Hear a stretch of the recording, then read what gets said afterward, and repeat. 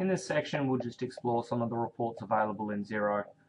If you click on the Reports tab and All Reports, it'll take you through to this screen here, and you can see all of the reports that are actually available.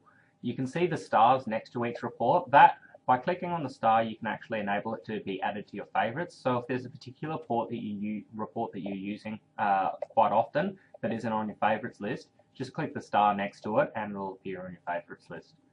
Okay, so the most important reports here are obviously going to be your balance sheet and profit and loss report. So if you click on profit and loss, you'll get this default current and 3-month summary. So that's just your quick access review report if you just want to see the month-by-month comparison. Okay, obviously you can try different formats, so you can do a multi-period monthly one, and you can select up to 11 periods, so plus the current period, that's 12. So you can do a 12-month multi-period profit and loss report.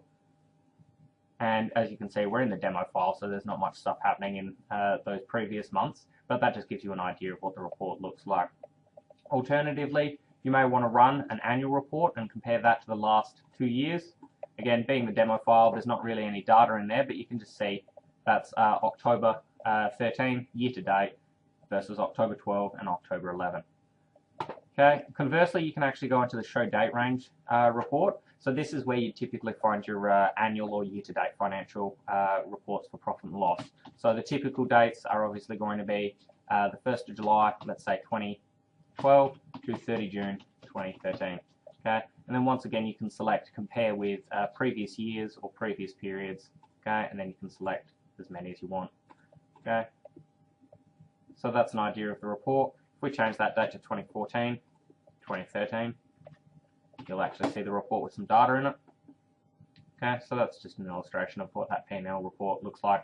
Once again, with all reports, you can actually click the export button and export to Excel, PDF, or Google Docs, depending on what you need. And if you're publishing it to actually lock that report in Xero, if you hit the Publish Report, that'll actually appear in the Publish tab in Reports section, which is right there. So typically we publish statutory financial documents, so that would be your annual financial accounts and then your quarterly business activity statements. Now, speaking of activity statements, you'll find that here, either in the Advisor tab here or in your Reports tab here. So if you click on activity statements, this is how you prepare the business activity statements for the client. You can see that Xero actually picks up a lot of the information from the actual system itself. So in terms of completing your business activity statement, it's simply just a matter of filling in the blanks. If we go back to reports, we'll have a look at the balance sheet, which you'll find in position reports on the balance sheet. Okay, you can just select whatever date you want. It's obviously filtered by months in this instance, and then similar to the P&L, you can compare to previous quarters, previous months, previous years, whatever you want. And that's just an illustration of what the balance sheet looks like. Once again, you can export that report to PDF, Excel, or Google Docs. If we just jump back into reports, some other useful reports are your age payables and receivables reports.